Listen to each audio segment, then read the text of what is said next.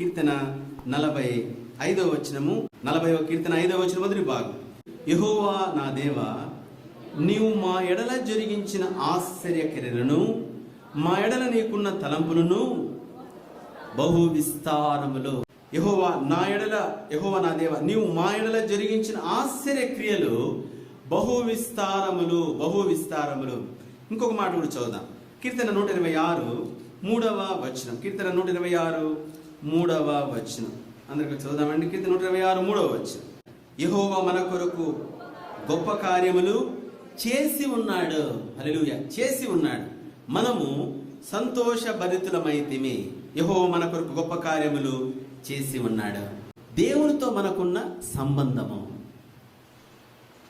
దేవునితో మనకున్న సంబంధం నెరవేర్పు మాత్రము రిలేషన్ బిట్వీన్ గాడ్ అండ్ మనం, దేవుడు మనం, దేవునికి మనకు మధ్యన ఉన్న సంబంధాన్ని బట్టే.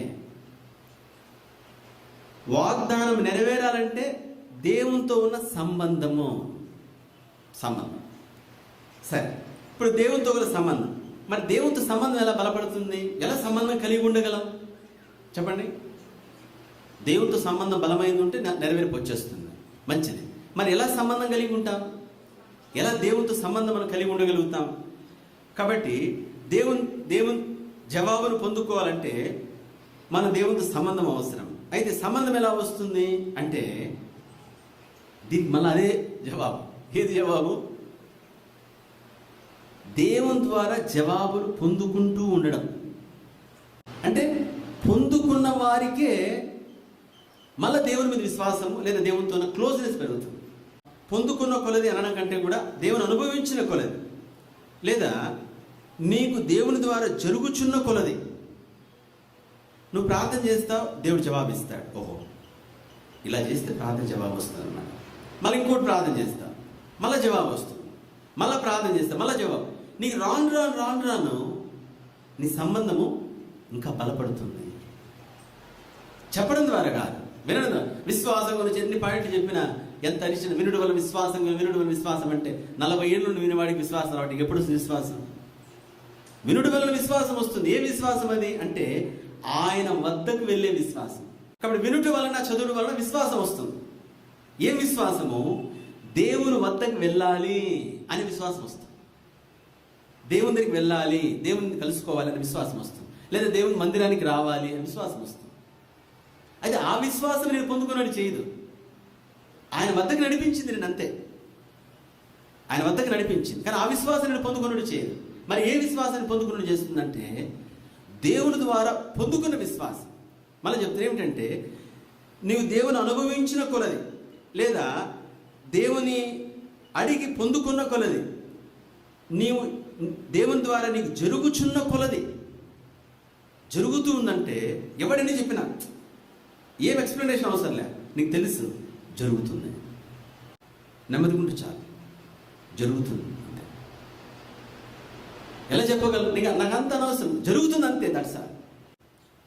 ప్రాబ్లం ఏంటంటే మనము కరెక్ట్ అనుకుంటాం, అది ప్రాబ్లం. ఇక్కడ విశ్వాసం కూడా అలానే అవుతుంది. కాబట్టి దేవుని నమ్మడంలో కూడా అలా అవుతుంది. ఏమిటంటే అనుకోవడం కాదు, మనం అనుకోవడం కాదు.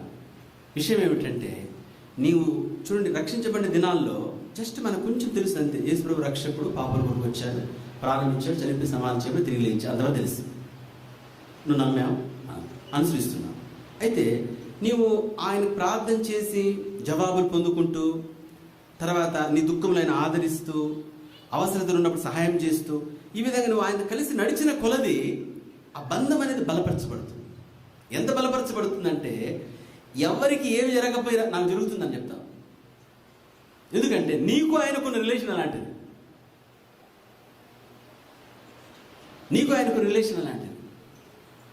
సోదరుడు సహోదరి, దేవునితో ఉన్న సంబంధము చాలా ప్రాముఖ్యమైన విషయం. దేవునితో ఉన్న సంబంధం ఎలాగంటే, యెహోవా మా ఎడల నువ్వు అనేకమైన ఆశ్చర్య కార్యాలు జరిగించితివి. కాబట్టి ఆయన చేసిన కార్యాలన్నీ కూడా నిన్ను ఒకటి తర్వాత ఒకటి ఆయనతో ఉన్న సంబంధాన్ని బలపరుస్తూ వస్తాయి. సత్యం ఏమిటంటే, నువ్వు ఆయన తెలిసి ఉండాలి. దేవునితో ఉన్న రిలేషన్ బట్టి జరుగుతుంది. సోదరుడ సహోదరి, కార్యాలు జరగాలి అంటే దేవునితో ఉన్న సంబంధం. నువ్వు దేవునితో ఎంత దగ్గర సంబంధం కలిగి ఉంటావో అంత బలమైన కార్యాలు నువ్వు చేయగలుగుతావు. అంత బలమైన కార్యాలు నీ ద్వారా జరుగుతాయి. చేసేది ఆయనే, మందేం లేదు. కార్యాలు జరగాలంటే దేవునితోనూ సంబంధము. ఎలా సంబంధం ఏర్పడుతుంది అంటే, దేవుని అనుభవించిన కొలది, జవాబులు పొందుకున్న కొలది, కార్యాలు జరుగుతున్న కొలది నీ విశ్వాసం పెరుగుతుంది. ఒకటి జరిగింది, ఓహో ఇది కూడా జరుగుతుంది, ఇది జరిగింది, ఇంకోటి జరుగుతుంది. ఏది జరగలేదు. ఎలా సముద్రము చీల్చినవాడా, లాజరును లేపినవాడా, సజీవుడా, సర్వశక్తిమంతుడా, డైలాగులు మాత్రమే ఉంటుంది. నాకు ఏమీ జరగలేదు నాయన, ఎప్పుడూ జరగదు. ఎందుకంటే నీవు దేవుని అనుభవించలేవు, దేవునితో సంబంధం లేదు సరిగా. దేవుని బిడ్డ, ఒక మత ప్రాక్టీస్ కాదు, 3 పాటలు 3 మాటలు ప్రాక్టీస్ కాదు.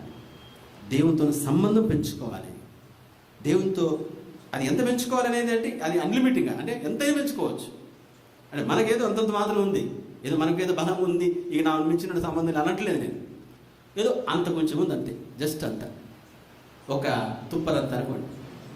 ఆ సంబంధం ఇంకా కొంచెం పెరిగితే ఇంకా కొంచెం ఎక్కువ, ఇంకా పెరుగు. అది ఎంత భక్తులు బలమైన సంబంధం కలిగి ఉంటారు.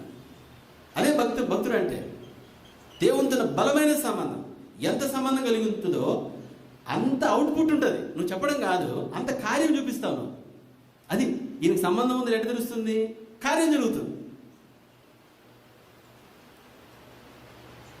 కాబట్టి కార్యాలు జరగకుండా నాకు సంబంధం ఉందంటే ఫేక్ అయిపోతుంది, పుట్టిందనమాట. నీకు సంబంధం ఉందంటే కార్యం జరుగుతుంది అంతే. అంటే సంబంధం ఉంది అంటే నువ్వు మామూలుగా ఉండవు, నోటితో చెప్పుకోవడం కాదు. ఇది ఏమిటంటే నాకు నేను బాగా ప్రార్థన చేస్తాను, బాగా వచనం చదువుతాను, 20 అధ్యాయాలు చదివాను, నాకు ఆ వచ్చింది ఈ వచ్చింది తెలుసు, ఈ పాట తెలుసు, ఆ పద్యం తెలుసు.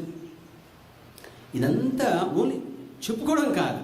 నువ్వు బైబిల్ చదవాలి, ప్రార్థన చేయాలి, పాటలు పాడాలి, వచనాలు బైహార్ట్ చేయాలి, వచనాలు పలకాలి, వచనాలు చెప్పాలి, అంత మంచిదే, దానికి ఏమాత్రము కాదు. కానీ ఇదంతా కలిగి దేవునితో సంబంధం లేకపోతే ఏ కార్యము జరగదు. దేవునితోను సంబంధం. కాబట్టి మనము మందిరానికి ఎందుకు వస్తున్నాం? ఆ సంబంధం పెంచుకోవడానికి. ఆరాధన ఎందుకు వస్తున్నాం? ఆ సంబంధం పెంచుకోవడానికి. అలానే వాక్యం ఎందుకు చదువుతున్నాం? దేవుని తెలుసుకోవడానికి. అలానే ఆరాధన దేవుని తెలుసుకోవడానికి. అయితే సంబంధం బలపడడం మాత్రము ఏం చెప్పాను? కార్యాలు నీవు అనుభవిస్తున్నప్పుడు, అంటే చిన్న కార్యంలో ఇంకొంచెం కార్యాలు జరుగుచున్న కొలది నీ అంతరంగిక అనుభవం పెరిగిపోతుంది. అది దేవునితో సంబంధం.